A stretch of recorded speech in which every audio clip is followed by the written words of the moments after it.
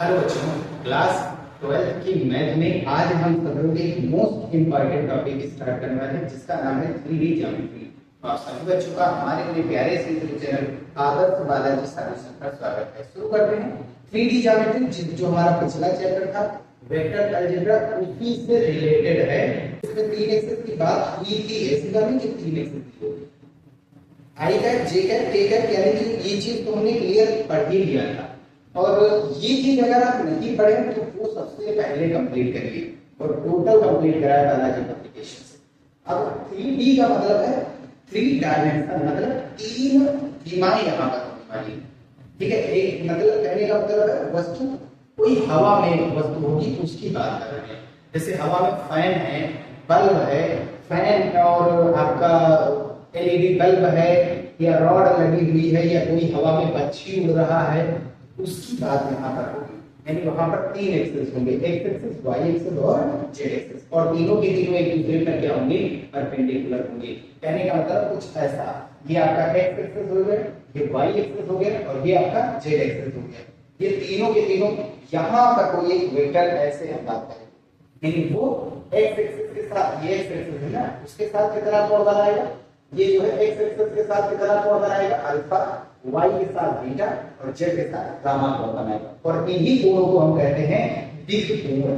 ठीक है, तो सबसे पहली चीज इसमें चीजें पढ़नी क्या है, तो सबसे पहला किसी सदिश के दिक् अनुपात दिक् कोण एवं दिक् भुजाएं क्या होती है।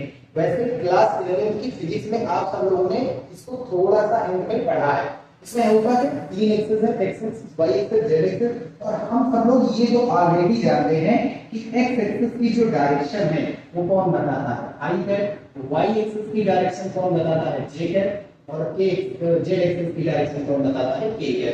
अगर किसी के ऊपर टैग लगा तो उसकी वैल्यू 1 होती है और साथ ही साथ वो केवल डायरेक्शन भी बता दे। क्लियर है, इसका यहाँ पर बहुत अहम रोल होने वाला। अब इसमें क्या किया, हवा में हमने एक कोई पॉइंट पी एज्यूम कर लिया, जहां पर एक कोई पॉइंट पी है और जिसके कोऑर्डिनेट क्या है, a, b, c, यानी वो एक्स एक्सिस से कितनी डिस्टेंस पर है a, y से कितनी डिस्टेंस पर है b, और z से कितनी डिस्टेंस पर है c। क्लियर है बात, ऐसे समझ लीजिए। ये आपका हो गया y x और ये z x, ऐसे कोई है। तो यहाँ पर कोई पॉइंट है, यहाँ पर अगर कोई पॉइंट हो x एक्सिस से कितनी डिस्टेंस पर, y से कितनी है और z से कितनी है, ये आपको पता है। ये है तुम्हारा आपका a b c हमने माना तो जाहिर सी बात है O से P की ओर एक पोजीशन वेक्टर आएगा, स्थिति सदिश। O पर खड़े होकर के P को देखेंगे तो OP वेक्टर आएगा, जिसका नाम हमने ऑलरेडी R वेक्टर दे दिया है, मेंशन कर दिया है। और ये होगा क्या, ये होगा क्या, सबसे पहले चीज I A I है, B J है, C A है।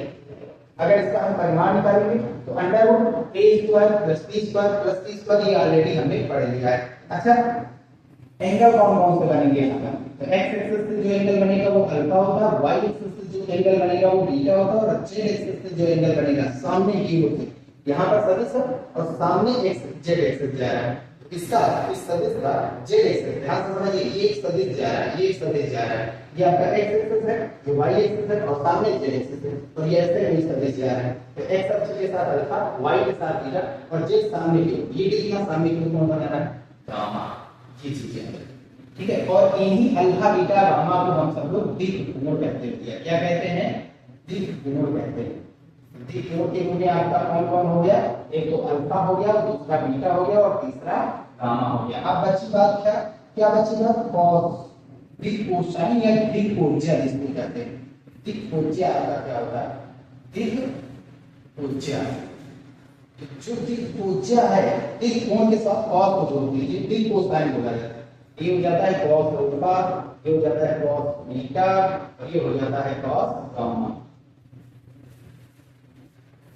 ठीक है, तो ये दिक्कोज्याएं हो गई। अब दिक्कोज्याओं को भैया एक चीज और से लिखा जाता है, और वो क्या होता है हमारा, जो cos अल्फा होता है उसको L से लिखते हैं, L बराबर cos अल्फा, और जो m cos बीटा होता है उसको m से लिखते हैं,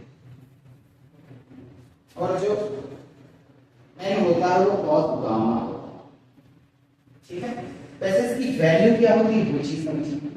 जो cos अल्फा होता है जिसको हम सब लोग L कहते हैं, L बराबर cos अल्फा, cos अल्फा बराबर cos आधार बटा 20 अपॉन हाइपोटेन्यूज। cos अल्फा जो सबसे पहली चीज वो कहां से आएगा, यहां से परपेंडिकुलर करेंगे। अल्फा किसके साथ कौन बना रहा है, अल्फा का बेस क्या है आपके पास, तो आधार कौन सा, आधार x और x एक्सिस की वैल्यू कितनी है आपके पास, और बटा कण का परिमाण कितना है, ये वेक्टर r है, वेक्टर r का परिमाण ये हो गया।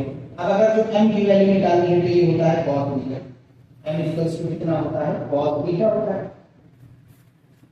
अब ये कितना होगा, इसके लिए बेस क्या है, ये तो कण हो गई और ये आधार, आधार y एक्सिस के लिए देखो दिखाइए बता रहा y एक्सिस की वैल्यू b अपॉन कितना है, कण कितना है ये भाई देखो हमेशा कोण के साथ दो भुजाएं लगेंगी, एक तो आधार और दूसरी कण, तो ये तो कण होगी बीच में और ये क्या बन जाएगा आधार। ऐसे इसमें cos n बराबर लगाएंगे तो ये तो cos गामा होगा और ये बराबर इससे हो जाएगा c upon under root r।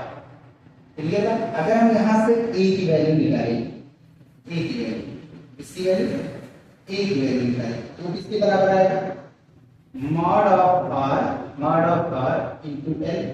और अगर हम यहां से b की वैल्यू निकालें तो ये आ जाएगा mod ऑफ r यानी r का मॉडुलस ये वाला, ठीक है, और इनटू में n, ठीक है। बस ध्यान दीजिए थोड़ा सा क्या क्या हो रहा है आगे सब समझ में आ जाएगा। और c की वैल्यू अगर निकालेंगे तो ये आ जाएगा mod ऑफ r और इनटू में कितना है n, ये आपकी वैल्यू हो गई। और ये रिलेशन भी हो गया, ये दिक् अनुपात का और ये दिक् कोज्या, दिक् कोसाइन भी बोला जाता है, एल एम एन को दिक् कोसाइन या दिक् कोज्या बोला जाता है। और ये दिक् कोण होते हैं, दिक् अनुपात जो दिक् संख्याएं के बीच दी होती है, जो आपका सदिश दिया जाता है उसके जो गुणांक होते हैं, पोजीशन जो होती है वही आपकी कहलाती है दिक् अनुपात। क्लियर है बात। अच्छा एक चीज और, किसी भी सदिश में ये सबसे खास बात हम तो बता रहे हैं, समझिए बात। अगर कोई सदिश हमें दिया गया है, जैसे कि हमारे पास वेक्टर r है, ये खास बात है, बहुत बड़ी बात है, a i है प्लस b j है प्लस c a है। एक चीज हमने बताया था, अगर किसी भी सदिश में यूनिट वेक्टर में चेंज करना, उसकी वैल्यू 1 लानी, तो करना क्या है, जिसकी वैल्यू 1 लानी होती है उसके ऊपर टैग करना है। करना कुछ नहीं रहता, उस सदिश को उसी के परिमाण से भाग करा देते, ठीक है। सदिश में उसी के परिमाण से अगर भाग करा दे, इसकी वैल्यू क्या होती है 1 हो जाती है, यानी कि ये बन जाता है आपका यूनिट वेक्टर। तो खास बात वही हम यहाँ पर करने वाले हैं। अगर आप r को r' में चेंज करना चाहते हैं, यानी इसको यूनिट वेक्टर में चेंज करना चाहते हैं, इसकी वैल्यू 1 लाना चाहते हैं, तो करिए क्या, वेक्टर r डिवाइड करा दीजिए इसी के परिमाण से। क्लियर है, परिमाण लगा तो जैसे वेक्टर लगे चाहे लगे। तो वेक्टर r आपके पास कितना है, a i है प्लस b j है और प्लस c a है। क्लियर है। और भाग किससे कराना है, ये वाली संख्या, और ये वाली संख्या आपके पास क्या है, ये वाली संख्या है आपके पास under root a square plus b square plus c square mod of r। ऐसे इसमें भाग करेंगे under root a square plus b square और प्लस c स्क्वायर। ऐसे इसमें भाग करेंगे under root a square plus b square और प्लस c स्क्वायर। अच्छा भाग करा देते हैं तो इसकी वैल्यू पूरी 1 बन जाएगी। आप चाहे फिर से निकाल लीजिए, इसका गुणांक का स्क्वायर, इसके गुणांक का स्क्वायर, इसके गुणांक का स्क्वायर निकालिए और रूट लगा दीजिए, ये तो होता है i का गुणांक स्क्वायर, j के गुणांक का स्क्वायर और k के गुणांक का स्क्वायर को जोड़ दिया जाता है, ठीक है, और रूट लगा दिया जाता है, यही तो होता है। वही चीज यहां पर करेंगे, i के गुणांक का स्क्वायर, j के गुणांक का स्क्वायर और k के गुणांक का स्क्वायर करेंगे तो इसकी वैल्यू 1 आएगी ही आएगी। और अब खास बात, जब इसको यूनिट वेक्टर में चेंज कर देंगे, किसी भी सदिश को यूनिट वेक्टर में चेंज करेंगे तो जो i का गुणांक होता है उसको l कहते हैं और j के गुणांक को m कहते हैं और k के गुणांक को n कहते हैं।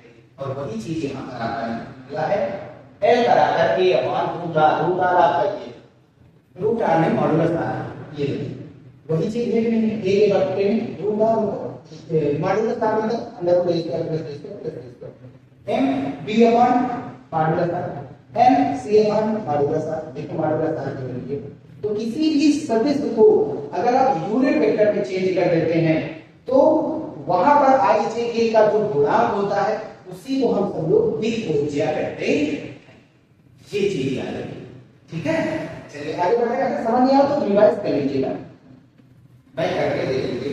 अगला क्या है, रेखा के दिक अनुपात और त्रिकोण और त्रिभुजाएं क्या होती है। अच्छा एक चीज और है भैया, यहाँ पर अगर आप इनका रिलेशन निकालेंगे एल एम एन, तो ये आएगा L square plus M square plus N square की जो वैल्यू है वो 1 आती है, यानी cos square alpha plus cos square beta plus cos square gamma की वैल्यू 1 होगी।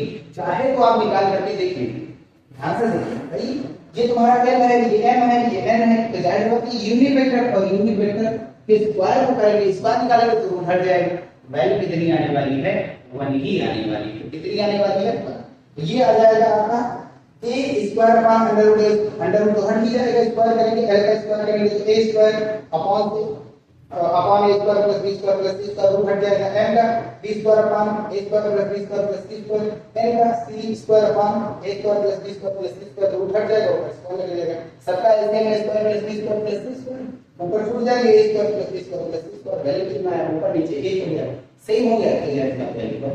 ये चीज याद रखिए, ये रिलेशन बहुत जरूरी है, क्लियर है ना। चलिए आगे बढ़ते हैं। अब किसी रेखा का दिक अनुपात त्रिकोण और त्रिभुज क्या होता है। रेखा का मतलब होता है वो किधर से भी इनफाइनाइट किधर से भी इनफाइनाइट। अब इसमें होता क्या है भैया कि रेखा में दो चीजें होती हैं, दो सदिश बन जाते हैं। अगर हम यहां से देखें तो ये हमारा बन जाएगा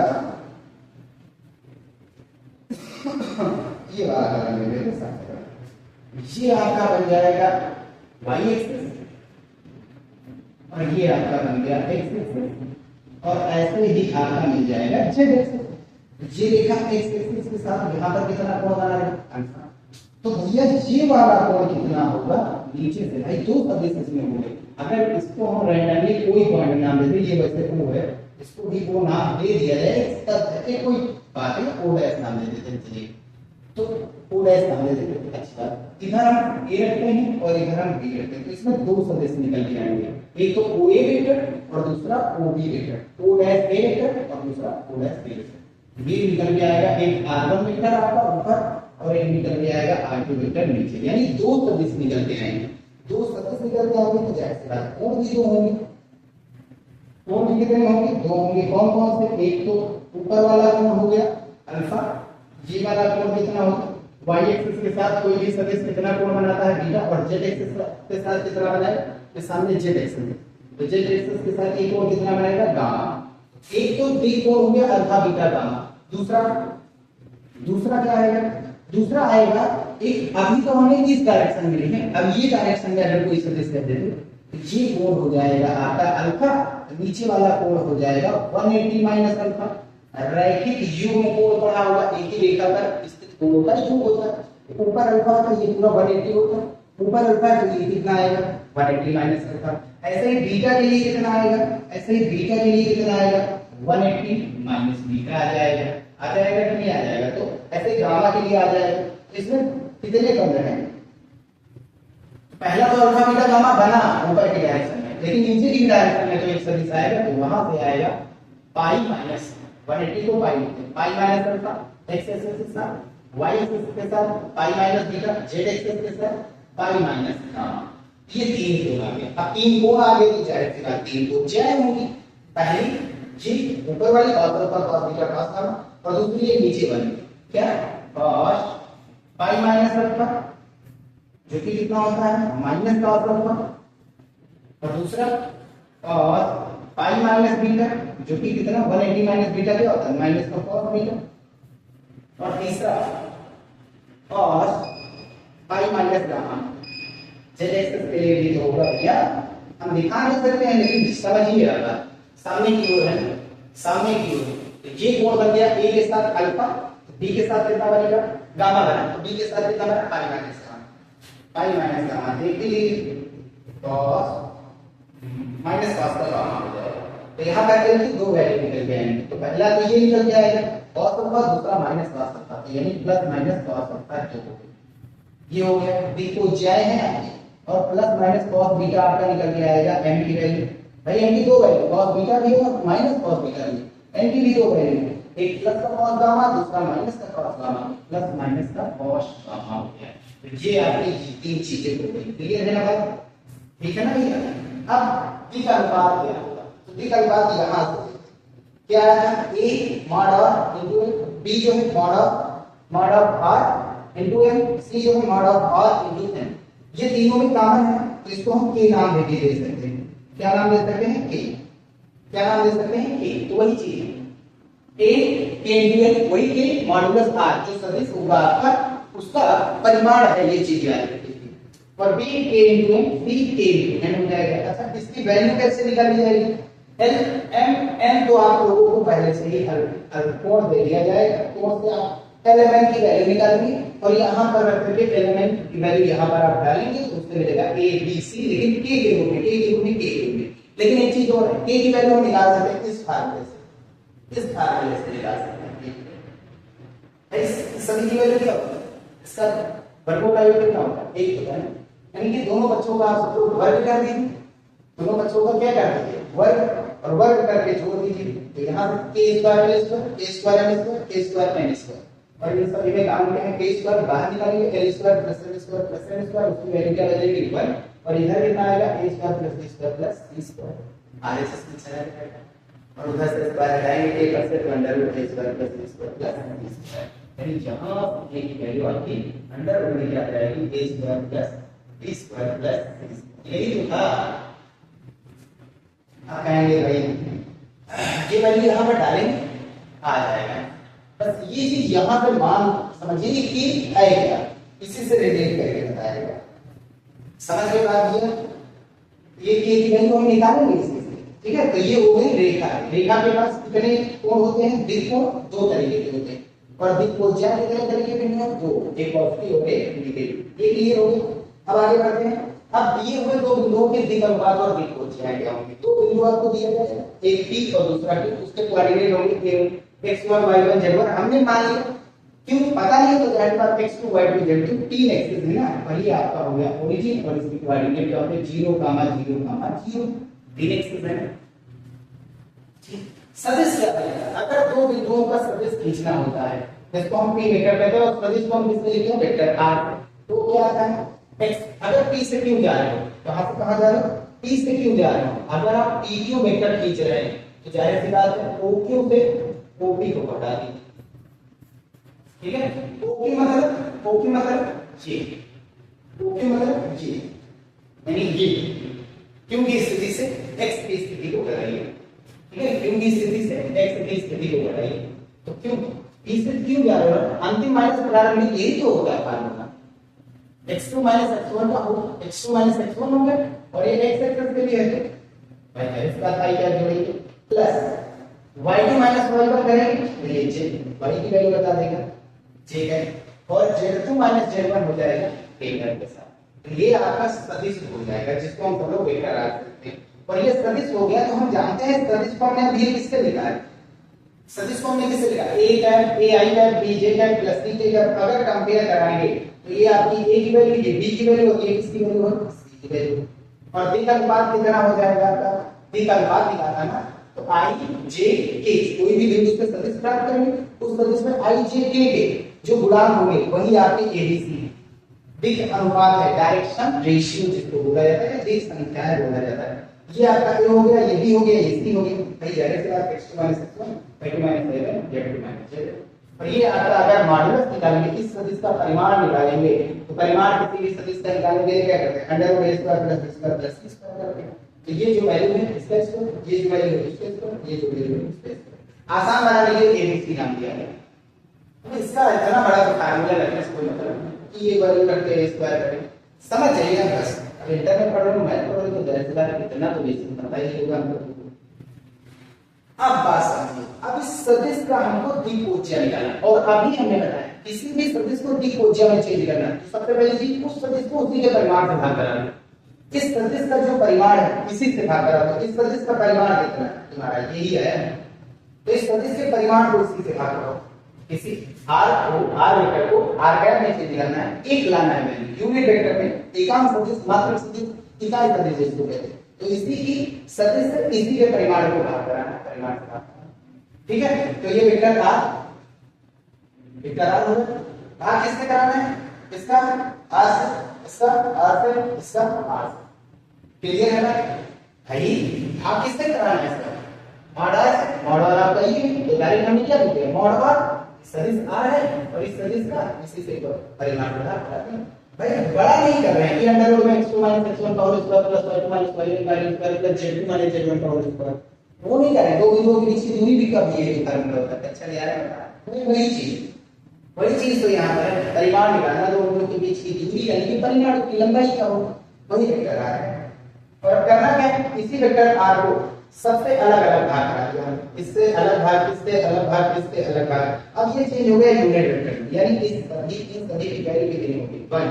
और जैसे कि इसी सदिश को आप यूनिट वेक्टर में चेंज करेंगे उस समय जो l m n है यानी i के गुणांक j के गुणांक k के गुणांक होंगे वही आपके l m n है। ये आपका है क्या a अपॉन रूट a। वैसे चाहे तो यहां पर लिख लीजिए ज्यादा सही रहेगा, है ना। x2 minus x1 upon mod of r, clear है। यहाँ पर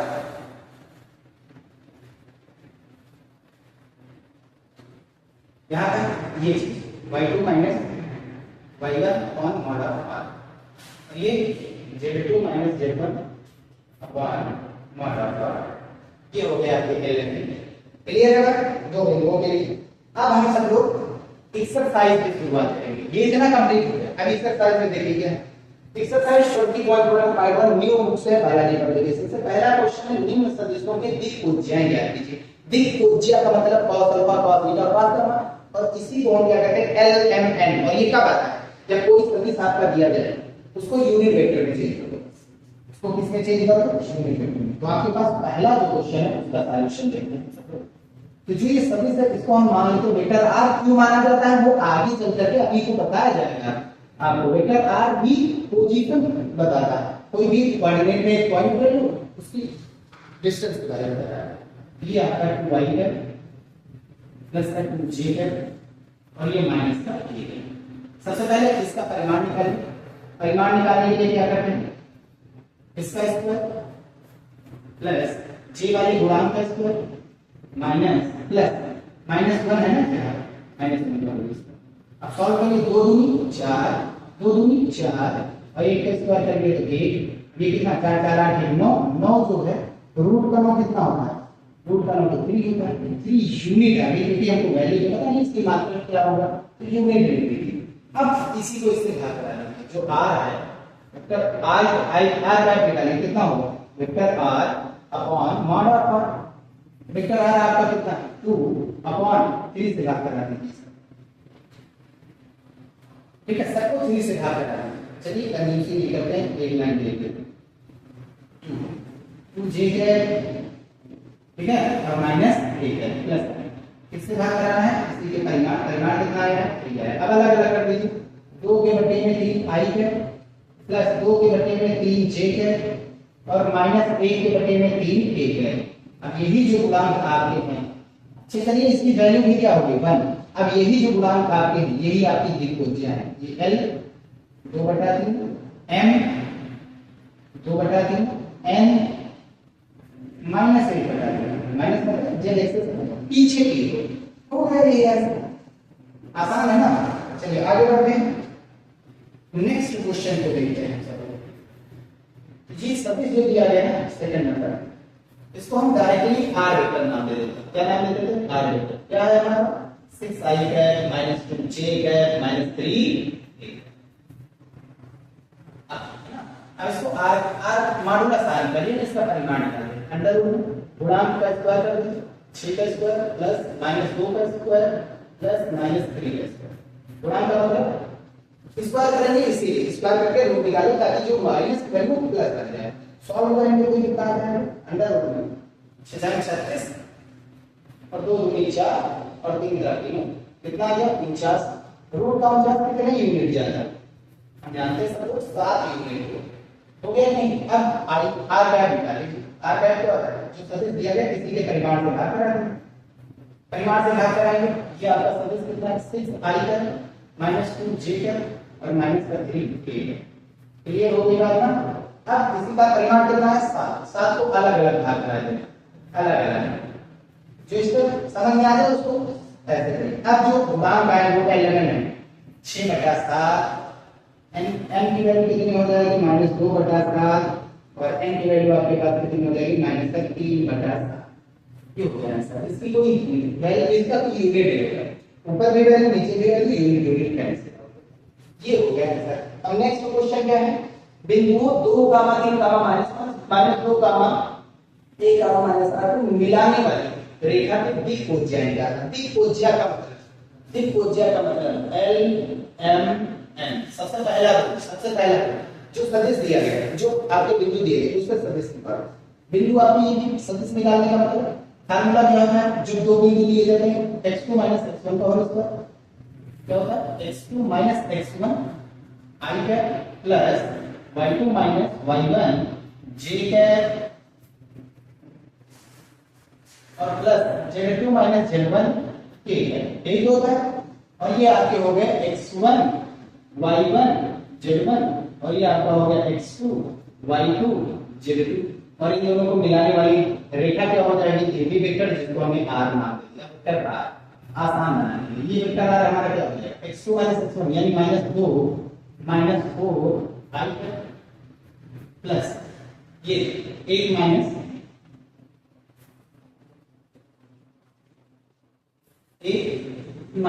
और यहाँ पर 3 है ना, j के प्लस z2 कितना है? -8 माइनस z1 कितना है? -5 माइनस प्लस 5।